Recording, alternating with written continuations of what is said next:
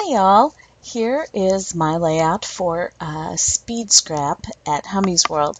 Now normally speed scraps are done in the digital scrapbooking world during a chat where the host gives out an instruction about every 10 minutes, and you don't know what the next instruction is going to be, and you don't do anything else but what is instructed.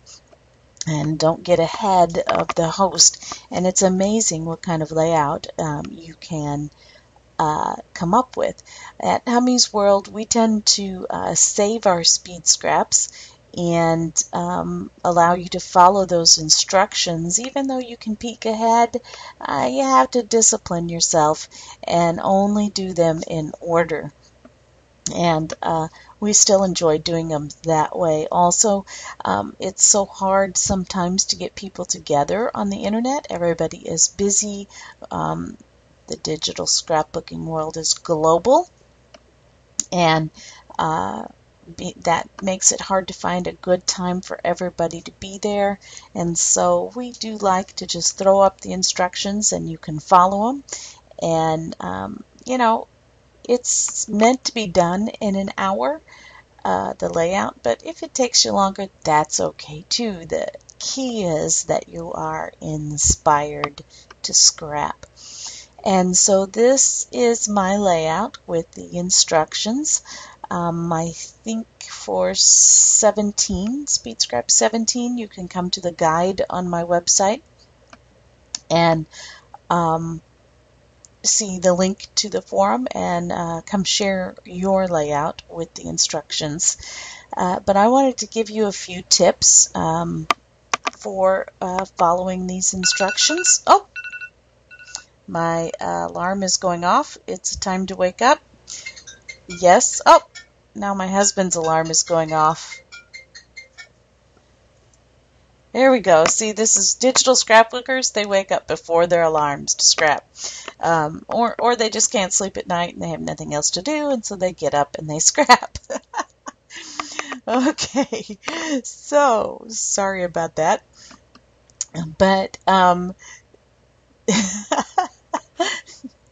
sorry, still laughing on that one. I did get up at 4 a.m. and it is 6:30 a.m. And I created the instructions and then I scrapped them. And now I'm doing a video because I was so excited about the instructions. Anyway, so I wanted to give you a few tips to help you with these instructions. And so I have here's my background paper. The first instruction has to do with finding a, mostly solid color background with a print on it. And then it says to get a mostly solid color paper and create a border on two sides. Something like that it says. And so I'm going to show you how I made my border on two sides. You can see here it's only on this side and this side. You can choose whatever sides you want. But I have my paper here. It's from a MSA, I'm not sure what site that is, kit from 2008, a long time ago.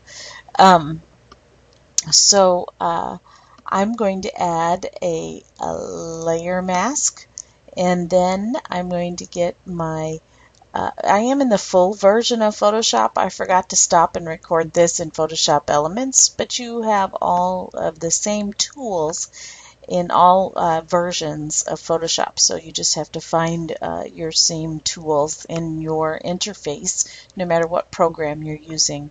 But I'm going to right click and I'm going to get the Elliptical Marquee tool, and I zoomed out a little bit and I simply made a circle of some sort, and I made sure I went beyond the paper down here, on especially this edge corner. And now my local newspaper's sending me text messages, as it always does, early in the morning. Highs are going to be in the low 80s today. Good thing it's warming up on this September day. So I have my, they're going to send me another one here in a minute. Just be patient with my phone. We have our elliptical marquee round selection here, and I'm going to make sure that my layer mask is the active layer, and I'm going to make sure my foreground and background colors are black and white. I can hit D on the keyboard to do that, and then hit Alt or Control and Backspace, or Alt and Backspace, depending. I never can remember which one's which, so I just test them both until it does what I want, and it will fill it with black. Remember, black reveals, white conceals. And so you see here my layer mask has that circle in it, and now I have knocked out that part of my paper. And let's say I don't like that, I can hit Control Undo and, you know, maybe make even a larger circle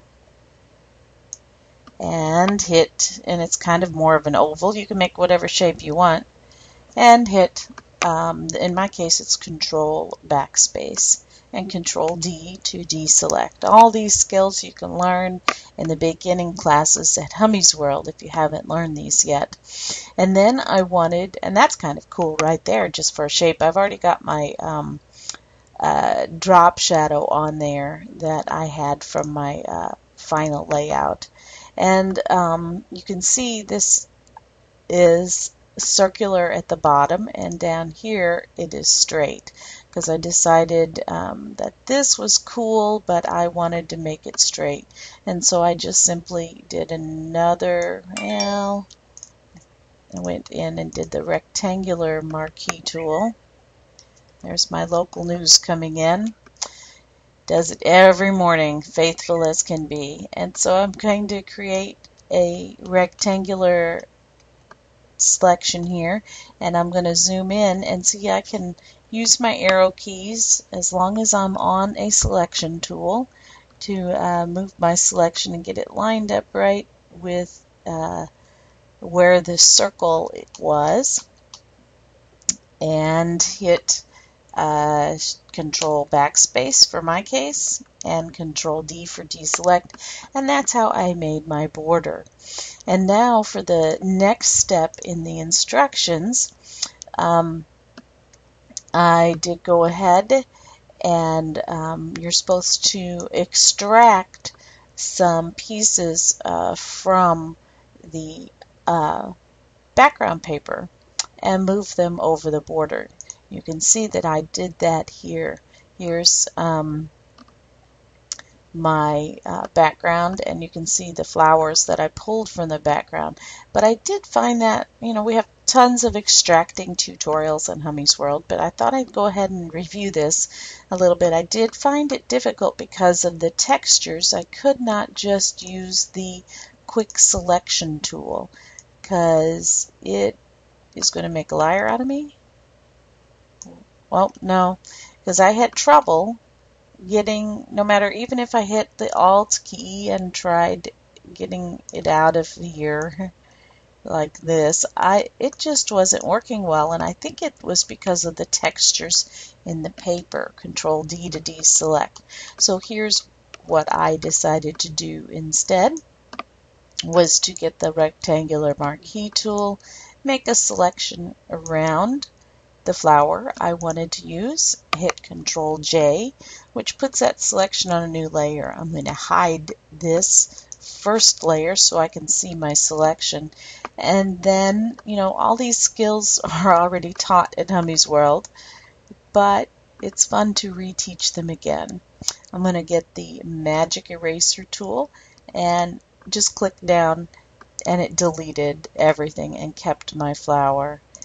Oh, Control D. I was trying to deselect that line. I'm going to get my eraser tool instead and just erase it. And you know, it doesn't have to be perfect. You can see there's something, because of where my bounding box is, something hiding over there that needs deleting. I just made a square and hit the delete, and it's still there. It must be,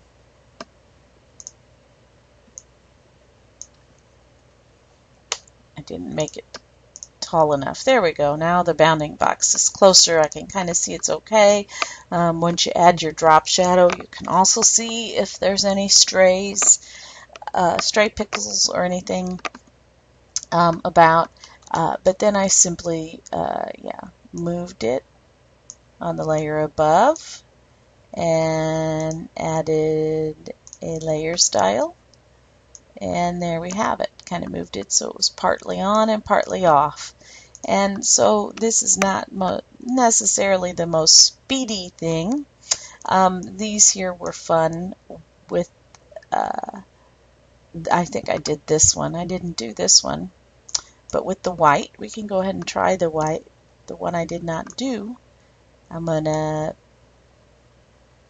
make a selection around it. Control J. I'm going to go ahead and make that invisible just so I can see what I'm doing. Get my magic eraser tool, and you see it erased everything around it for the most part. And then I went back and just got my regular eraser tool and got rid of the rest of the stuff out there. And now I have a pretty white flower. I'm going to drag it on the layer above and give it that layer style. I want it above. And so that's how I built that to match all the flowers straight from the paper, to match the paper but yet be on top of the border. And I encourage you to join us. I'd love to see what you do. Come to Hummy's World, go to the class guides, which are in the sidebar. Click on the classes tab at the top of the page. Look for Speed Scrap in the sidebar and come to Speed Scrap number 17 and see all the instructions and join us at Hummy's World. Here, I should just do that. I got time. Let's open up my Chrome.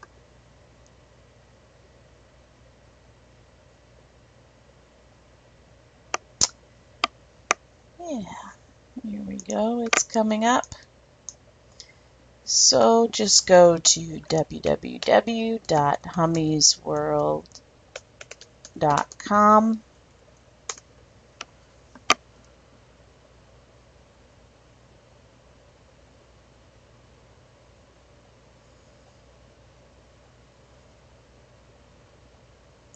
It's taking my computer a while because I'm got this recording software going.